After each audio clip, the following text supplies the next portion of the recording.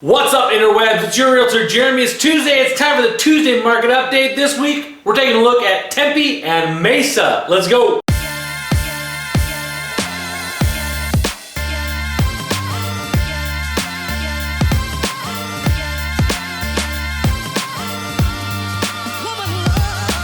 All right, we're still looking at December numbers. I can't wait for next week when we have January numbers and we see how insane January's been. Anyway, looking at December from 2020 in Tempe, looking there just like every other East Valley city we've looked at so far, those new listings have dropped. They just tanked. Rough. Tempe, you see the average sale price is actually kind of dipping a little bit, and I was seeing that kind of across the board, like September, October, November, December kind of like mellowed a little bit, and then January came. Lord, it's been nuts. Absorption rate there, we're just a little bit over a month in Tempe. I can guarantee you today, it is way lower than that. If you don't follow my Instagram stories, I've been posting every single day the inventory levels, and today's number was 200 less than last week, Tuesday. It's crazy. Average sale price, $365,631, up from $314,154. 16.39% change year to date, so basically the whole year. Approximately 13.7% change. So that's really good appreciation. We were expecting Tempe to be in the 6-7% at the beginning of last year. Obviously, some things have changed. Average days on market are actually up in Tempe, believe it or not. That's interesting. All right, spread of houses. We sold 209 houses last month.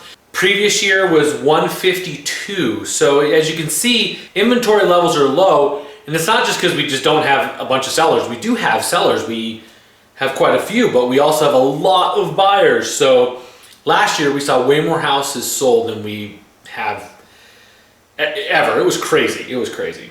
All right, let's look at Mesa. Mesa, just like every other East Valley city, tanked, but look at the way that tanked. Those new listings, they just, like the bottom dropped out, like less than half. Let's see, 1,100 listings in October, new listings, tanked to 700 in December. That's just crazy. And of course the actives thus tanked as well.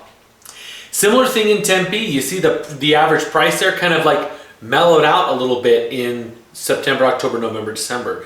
That's why some stuff sat on the market a little bit longer in those months. Those couple listings I had, they sat a little longer than maybe we expected. But absorption rate in Mesa is down at little bit over 0.8 months. And I think, again, when we see January numbers, that is going to drop even more. Average sale price, $345,546, up from $289,919, almost 19.19% change. Year to date was a 12.8% change, so a little bit less appreciation in Mesa than Tempe, but still, like over 2 years, houses in Mesa and Tempe have gained like 24% of value, if not a little bit more in some areas. And then the spread of houses, this one I find interesting. So number one, we had 938 houses sell in Mesa. So big city, lots of stuff moves. But that was over 200 more than December of 2019. So a lot more people buying. Here's the interesting thing though, is if you look at the spread of houses that sell, the bulk of them was 300 to 399. And it was the same last year. However, look, last year we sold 181 in that 300 to 400 range. This year we sold 301. The exact same number of 290 to 300. So yeah, definitely values increasing pretty dramatically in Mesa. Those are the numbers for this week. Next week will be the first week in February, and we're definitely gonna take a look at some of the January numbers, probably do a quick like rapid fire where we'll go through a couple of cities, just kind of let you guys know what the data is saying about what's been going on this month. I've said it on Instagram and Facebook and stuff like that. I've been mostly working with sellers, so it's recently. I've been mostly working with sellers recently. And in this market, it's been kind of crazy, like in a good way. For buyers, it's definitely It's definitely hard, it's definitely tough out there to find something, but there are great homes. I've been out looking with one of my clients, one of my buyer clients, and there have been some really great homes that have come on the market. Each weekend, we found something that was worthy of putting an offer in on.